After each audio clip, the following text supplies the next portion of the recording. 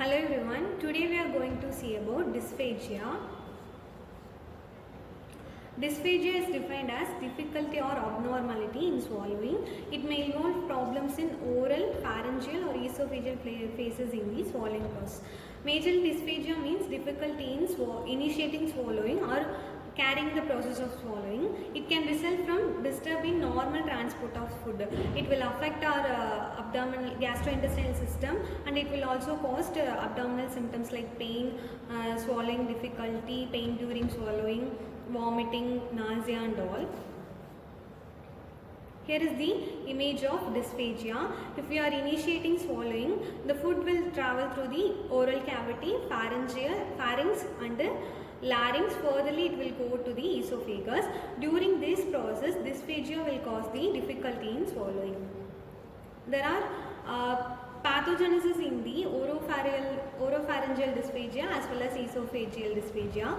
In this oropharyngeal dysphagia, it will affect the initiating of swallowing, and it also caused by the neurological or muscular disorders affecting to the oropharynx. Oropharynx means it is the connection between oral cavity and the pharynx.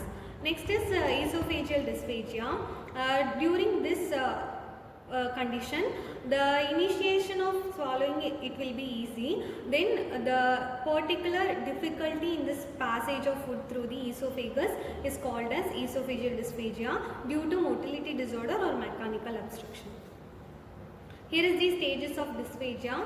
In the stage 1, the food will pass slightly through the oral cavity. In the stage 2, it will cause slight obstruction. In this stage 3, it will cause pain during swallowing. In stage 4, it will cause difficulty in swallowing as well as pain. Next, we are moving into causes of dysphagia. There are two types of causes. The one is oropharyngeal dysphagia, the another one is esophageal causes. Oropharyngeal causes includes neurological disorders, muscular disorders and structural lesions.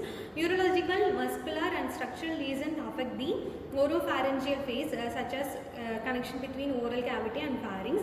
It will affect this particular part and cause difficulty in initiating of swallowing. Next, here is the major types of dysphagia. One is oral dysphagia, oropharyngeal dysphagia and esophageal dysphagia. In this oral and oropharyngeal dysphagia, it will cause difficulty in initiation of swallowing. In this esophageal dysphagia, it will cause it will obstruct the food passage to the esophagus. In this esophageal causes, the first one is motility disorders. Motility means movements. It will affect the food passage, food and also food movement. Then next is mechanical obstruction. In this mechanical obstruction, it will caused by the structural abnormalities such as esophageal cancer and strictures in the esophagus. Strictures means obstruction in this particular region. Esophageal cancer means abnormal proliferation of cells in the esophagus. It will cause the obstruction of food. Next one is inflammatory. Esophagitis means inflammation of the esophagus. It will also cause the difficulty in swallowing. The next one is extrinsic compression by the left atrium and aortic aneurysm. By another organs, it will compress the esophagus. Then it will cause the difficulty in swallowing. The clinical presentation of oropharyngeal dysphagia is difficulty initiating swallowing, coughing or choking during eating. If we are eating food means it will cause a cough or choke during the swallowing of the food. Nasal regurgitation, siluria. Siluria means excessive drooling. Changes in voice, wet voice, recurrent pneumonia due to aspiration. If we are having oropharyngeal dysphagia means the food particles will move into the trachea. Due to this dysphagia, then it will cause recurrent pneumonia. Pneumonia means lung infection. If the food particles enters into the trachea, it will affect the lungs. Then it will cause the inflammation of the lungs due to aspiration. Next, esophageal dysphagia. Esophageal dysphagia, in this particular condition, it will obstruct the food passage. A sensation of food sticking into the chest or throat. It will cause chest pain during swallowing. Regurgitation of food, heartburn or reflux syndrome, unintentional weight loss. If we are having dysphagia means we can't able to eat food properly, so it will cause weight loss. Changes in dietary habits such as we have to prefer softer foods, then it will go easy to the stomach passage. The investigation, the major investigations are clinical history and physical examination. In this particular clinical history and physical examination, we have to ask the patients regarding the symptoms, signs and the history of the patient, what all are the food habits, how the food passage through the stomach. Next is imaging. In this imaging, modified barium swallow. In this particular test, the patient will swallow barium liquid.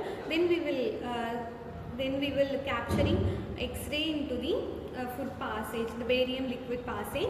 Then we are identifying the obstruction or abnormality or dysphagia. Next we are moving into endoscopy. Endoscopy is the direct visualization of our GI tract.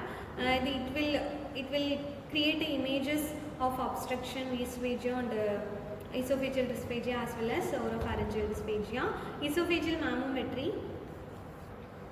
Here is the image of endoscopy. We have in this particular test we are visualizing the GI tract such as oral cavity, pharynx, larynx,